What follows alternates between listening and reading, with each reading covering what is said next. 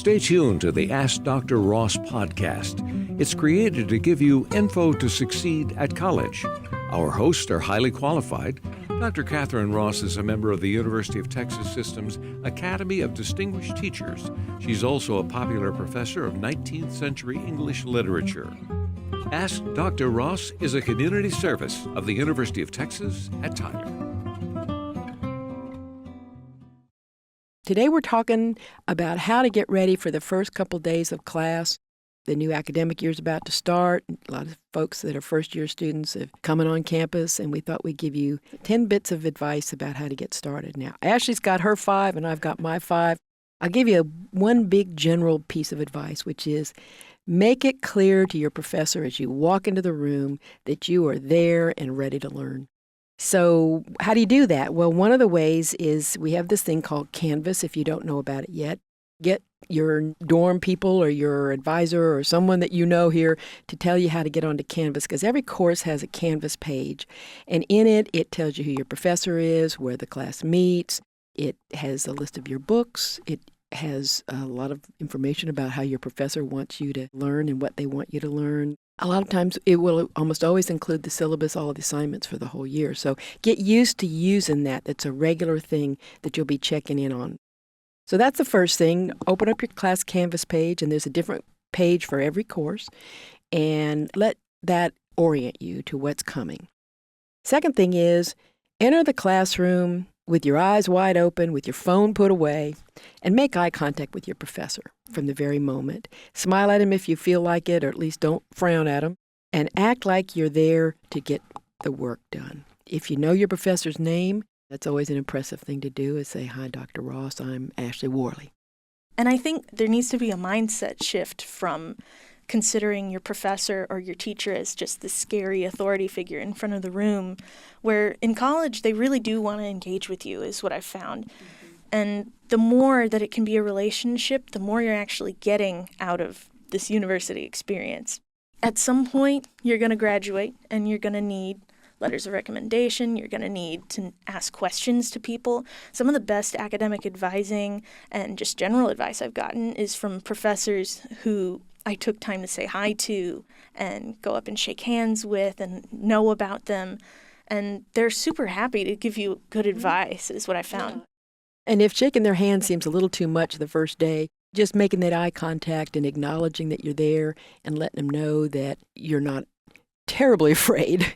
And I don't know how many students are really afraid. I think that freshmen do tend to find it really hard, for example, to use our office hours.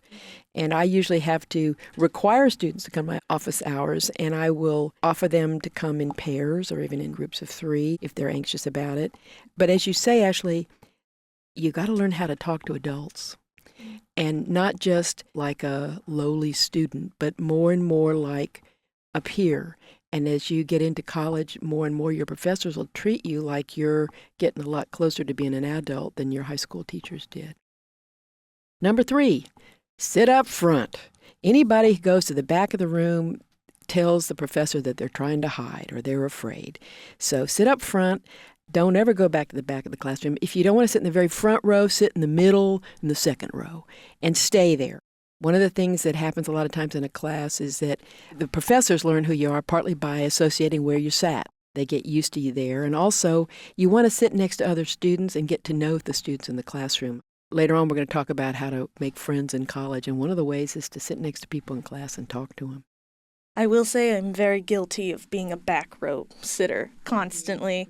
And I don't think it's necessarily because we're scared of the professor. It's just that you get a little bit more room to be detached and observe if you're at the back. But being detached is not what any professor wants you to be. That's true. They want you to be engaged. And so if you already go into the back of the room in order to detach and observe, we don't want you to just observe. We want you to be an active participant. But I would add this, you're now a junior and you've gotten pretty good at knowing how to speak up and participating and engaging in class. And I know that about you from what your professors have told me. So that may be less of an issue for you. But if anybody out there is really afraid of their professors, embrace the fear and get up front. So my fourth piece of advice is, once you get all settled in, get that notebook out. You should have a notebook and you should have a pen or a pencil. And if you have an iPad or a computer that you're used to using, put it away. Unless you're one of these people who has a stylus and you take your notes on the front of your iPad. There's a lot of evidence that note-taking by hand is the best way to really firm up information in your mind. And professors love to see students ready to take notes. And I'm always rattling on to students, take notes, take notes. Look like you're interested in the class, be taking notes. A lot of times that first class day, the teacher is telling you a lot of things that you'll probably forget if you don't take notes, because you're going to be going to all new classes and there's a lot of new stuff. And so that's a really good day to take notes. I think I said pretty much one of the same things in my notes about the handwritten notes. And I think it's something that students tend to overlook. We're all used to taking notes on laptops and doing things on our laptop. It's easy, it's convenient. It's fast. Yeah. And legible, much more legible. Yeah. But a lot of times the convenient solutions don't make the information stick in my head personally. Well, not just in your head. There's research that supports it. There's this thing called proprioceptive writing and this notion that partly it's not just that you're physically taking the notes down, which takes you a little bit longer, but you have to process because you can't write as fast as you can type. You have to think about what you've just heard and sort it and figure out what's the most important thing to write down. And so by that simple act, you're actually getting your first sort of dose of that information. And then by having it in the notes and by writing it with your hand, there's muscle memory, all sorts of sneaky little things that happen that do help you learn better. But what about phones? Oh, yeah. I personally, it's just kind of a habit I have, is just to put your phone away in class.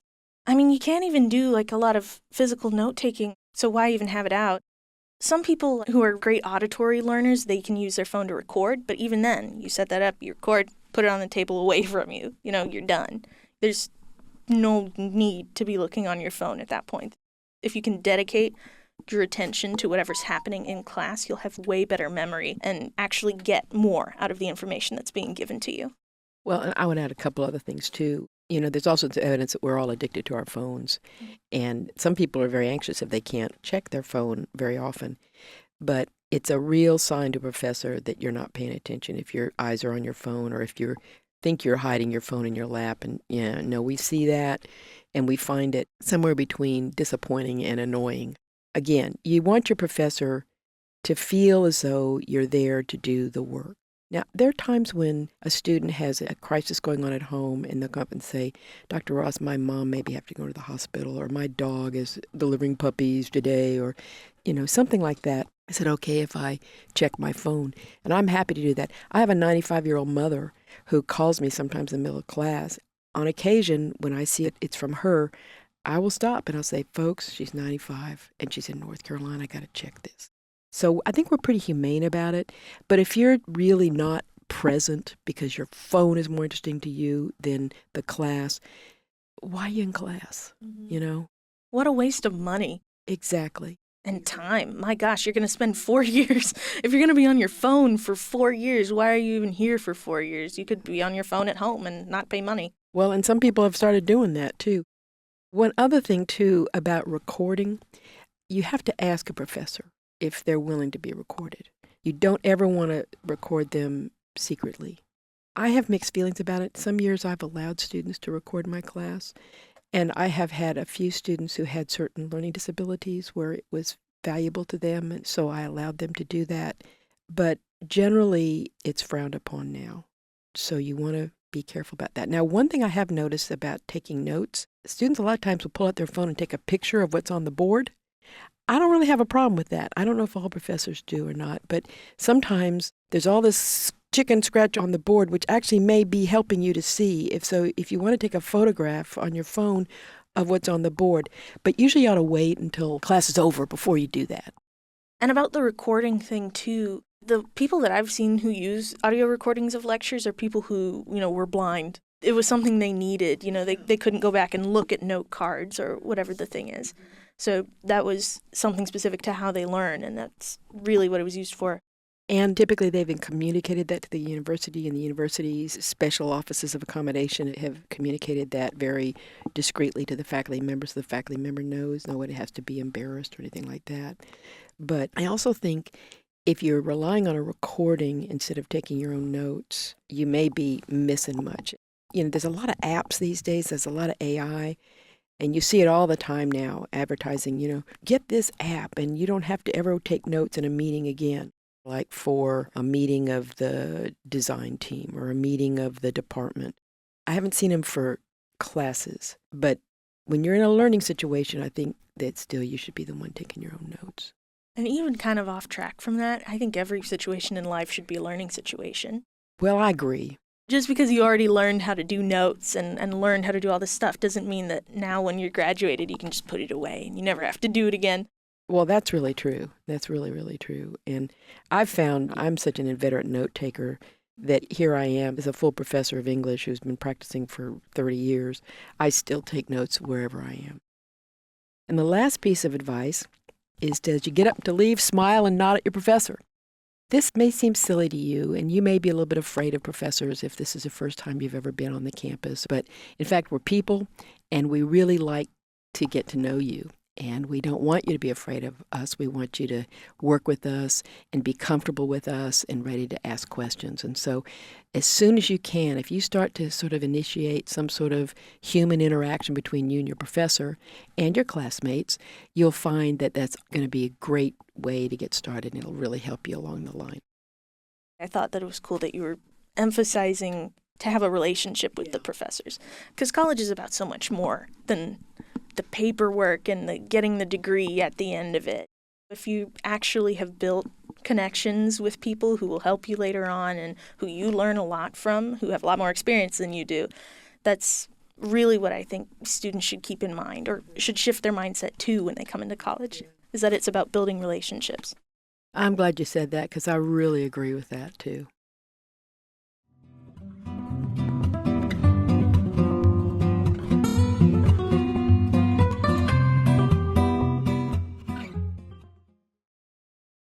So first on my list, I have make a calendar of your class schedule and be sure to include your classroom number, your professor, your building, your textbook information, all these little extra things that you can put in the notes section of your calendar. Make use of that. It's really helpful to have it all in one place. What kind of calendar you recommend? I just have the native app on my phone. There are physical calendars some people can use. Those have note sections as well. Google Drive has a calendar. Whatever really you have available and that works for you, definitely just make use of having that repeatable calendar and having your notes section. I remember when I first set up mine, and it wasn't something I thought about until maybe a couple days before, when I was thinking, wait, do I have all my textbooks? Which professor's name is this? It's a lot to keep track of. And I took it for granted that I would remember the names, but without having it written down and available, it will leave your brain. There's just too many other things happening.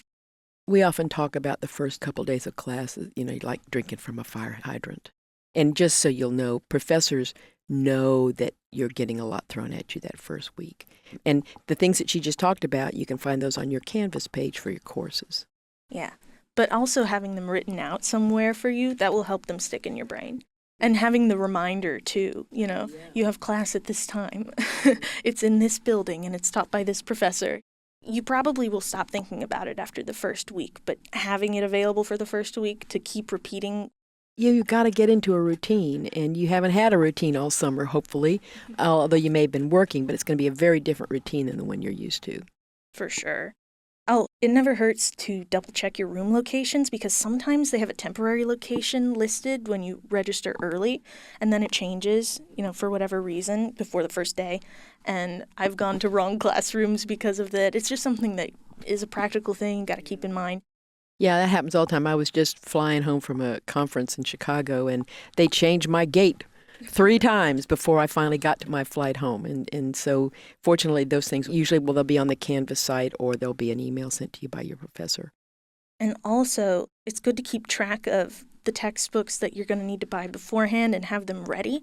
But when you get to that first day, it's worth talking to the professor about whether or not you actually will need the textbook, because sometimes there's a requirement to list a textbook on the syllabus, and then when you actually see the Canvas page or speak to them in person, they're like, I was required to list this as the course material, but really what we're doing is more discussion or more this or that. So if you can access this first chapter that may be available free online, or I have a copy of this textbook that I've written, you can have a copy. It's worth talking to them because sometimes I've ended up with very expensive textbooks that we didn't end up needing them or actually needing to use them, but it was way too late for me to return them by the time I thought about it because it got buried under the slush pile of other things. Yeah, if you order them real early, too. But I will say this, the other thing to ask the professor is, like in my case, I have 3 books, 3 novels. Which one do I need the first week? And that'll be on the schedule, so you don't have to bring all 3, and that way you don't have to carry stuff around. But on this note about books, if the professor wants you to have the book and you're going to use it, bring it to class every day. Absolutely. Absolutely. You should have it in class every day, along with your notebook. So my second tip was to get on RateMyProfessor, but with caution. Every ratings-based platform will only ever attract, pretty much, the people who love the thing they're rating or who absolutely hate the thing they're rating. A lot of the people who had an average experience, it doesn't occur to them to write about it because it didn't really stand out that much. So if somebody was just like a standard good professor, we had a good time, they probably didn't think about it all that much, especially if it was a core class, and won't have left that kind of a review. But RateMyProfessor can be a good resource when you keep that in mind. You can go through the reviews and find, okay, what are people saying that they loved or hated? You can tend to find things that are not true as well. So you're like, oh, this person said they hated this professor because they gave me a B, Well, that just means that, okay, now I know about this professor that they're an honest grader and that I will be asked to step up to the plate. So if you're not just taking it as everything that the reviews say is 100% true, factual, you can actually get a lot of great information, especially stuff that you couldn't prepare for otherwise unless you talked to another student who'd been in the class. Stuff about their teaching style, whether it's very discussion heavy, there's a lot of writing involved, all these sorts of detail things that matter to students, but that is not really available information. Just a little subnote to that is that if you will look at that Canvas page where the professor has their policy statement, usually they'll say some things in there about what they expect. And so, for example, I always say I expect students to show up and be engaged. And I'll even say, even if you haven't done the homework, show up, you'll get something from the class. And that can tell you something about me as a professor. The other thing would be if you have a chance to find out from other majors. Majors are really good because they've been around for a little while and they can compare a professor to the other professors. And keep in mind, too, if you're a first-year student, you may be taking core classes. Some of those in some fields are real large, and like in the English field, and I think in Mass Comm, they tend to be smaller. So all these little things will kind of help you not be surprised when you show up. I'm going to move to the third tip, which was to walk the campus or have a map on hand before your first day. Really, really important. I used to be a tour guide, and UT is kind of a smaller campus. Before my first day, I sort of took it for granted that maybe I'd be able to find things. I even had a sister here who knew where the layout was and everything. I'd had one tour, during the summer, and I was like, yeah, that's probably enough, that's plenty. But it can be really overwhelming if you've never been on this campus. You're just kind of exploring it, but actually class is in 10 minutes, so we don't really have time to wander around and find where the room location is. So it's just super important to prepare yourself, and there's nothing really like walking through it beforehand, if you can. If you don't have access to it, maybe you could look at like a Google Maps view sort of thing, do a 360 tour, just whatever's available. But actually walking to the building, the room number, and knowing it physically in relation to the other landmarks on campus will help you a ton. Yeah, and another thing too is that a lot of times the classroom number will be like HPR, and you go, what does that mean? Mm-hmm. Or Radcliffe North or Radcliffe South. And so if you have a map, it'll have the names of the buildings, and then you'll begin to not have to worry about the HPR thing. You'll know it's that one over there, the big one with the red top. The other thing, too, is as a professor, I will oftentimes see students walking the campus on that day before. And almost always, one of the professors will probably greet you during that time. And we love to see that. It's a real sign of a student who's trying to get themselves launched well. And the first day is stressful enough, honestly. For us, too. Mm-hmm. You don't need to add getting lost to the other things that you've got to worry about on the first day. Although I will add that professors tend to be pretty generous about people being lost on the first day because we get, especially for first-year students. Right. Oh, and on that note, also, it's important to scout out parking beforehand if you can. It's not something that I thought about, not something that a lot of people think about, but boy, will you start to think about it after that first week or so, that first day even. Because everybody's showing up on the first day and everybody's trying to find the parking on the first day. Some lots will automatically get more crowded, and you won't have known about that beforehand. This is your first time on campus. And other lots will be kind of empty, but you won't really know. They're across campus, so am I going to drive to the other? It can become a whole mess. Oh, yeah. And if your class starts at 11 and you think you can get a parking space at 10:55, you will be sorely disappointed. Always get there at least a half hour early if you can, especially the first week or two when everybody's figuring out the parking situation. And a lot of times it's really smart to park in one place that's sort of central so you can go to all your classes. But boy, I've had students miss 30 minutes of class because they couldn't find a parking place. I myself have come rolling in. Now, there are faculty spaces reserved for us, but even then, sometimes those are all taken. And that's such a downer to have everything ready and then to blow it because of parking. Yeah, you cannot overlook it. And I've never actually been to a university or heard from somebody else who was at another university that said, we have great parking. There's no parking problems here. That's never the case just because there's so many people at so many times of day, and parking will empty after certain times of day too. So you've got to learn when the rushes will come and when they're not.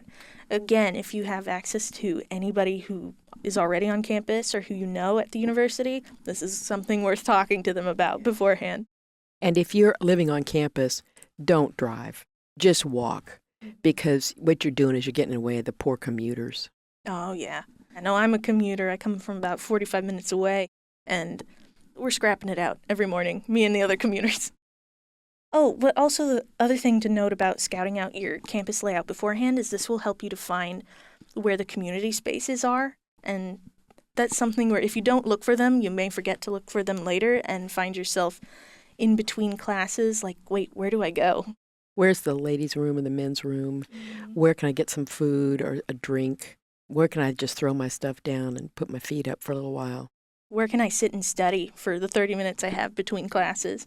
And where can I sit and study that's as near as possible to my class so that I'm not having to run or that kind of thing? And I'm glad you brought that up. We're going to talk a little bit more later on about making friends and stuff. But those community spaces end up being a part of the social story of college, too. And so we'll be talking about that again.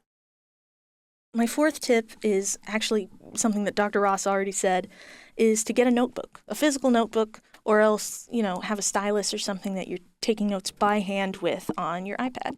It's because there's plenty of studies shown, and the one that I looked at, I'll link under this episode so that you can go read it if you're interested, but it's shown that the more effort you're putting into actually retaining this information and the more you're having to summarize in your own words what's being said, the better that information is going to stay with you and for longer.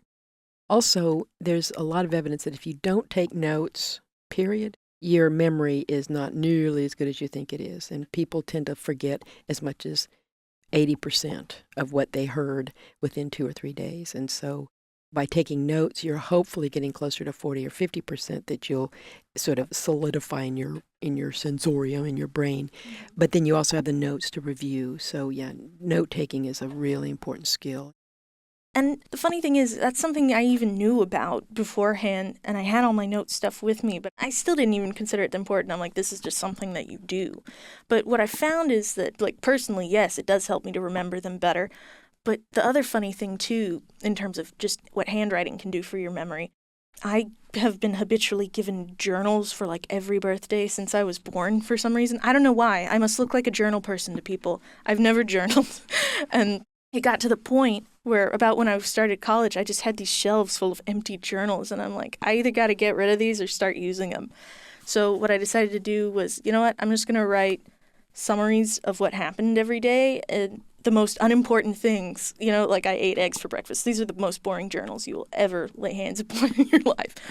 But what I found is that by doing that, I actually have way better recall of what happened. And better recall of how I felt in that situation or what the specific situation was. Things that I didn't write down about it, I remember.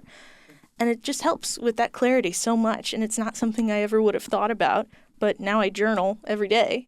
And I'll add this, too. A professor who sees a student just sitting there passively doing nothing during a class really wonders how engaged they are. Mm-hmm.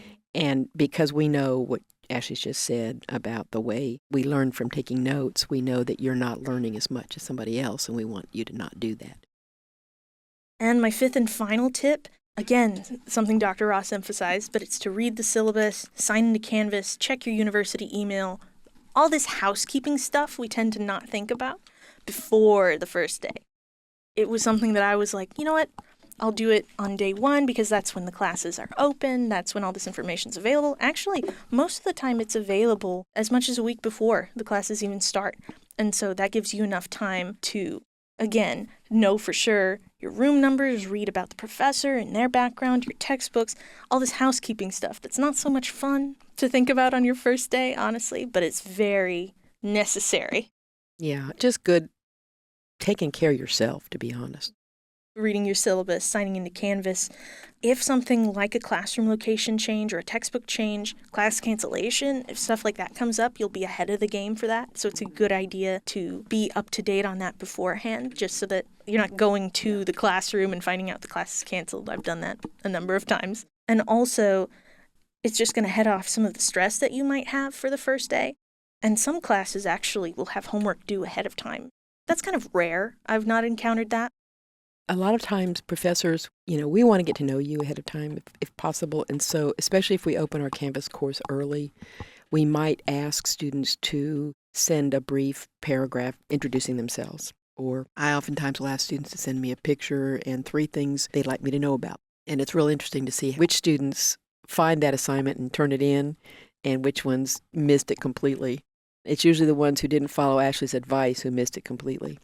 And it's always nice to know ahead of time, for me as a professor, who's already paying attention. Because, the truth is attention is one of our biggest commodities. And you need to learn how to direct it at the things that are most important.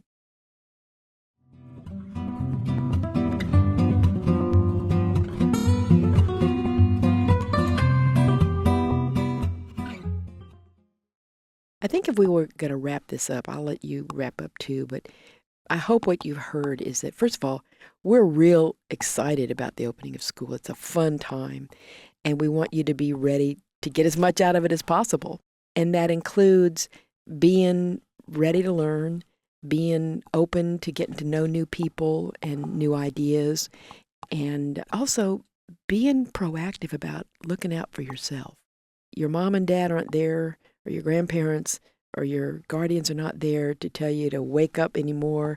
They're not there to make sure you get to class on time, or did you, fill up your notebook? Did you put all the stuff in your backpack?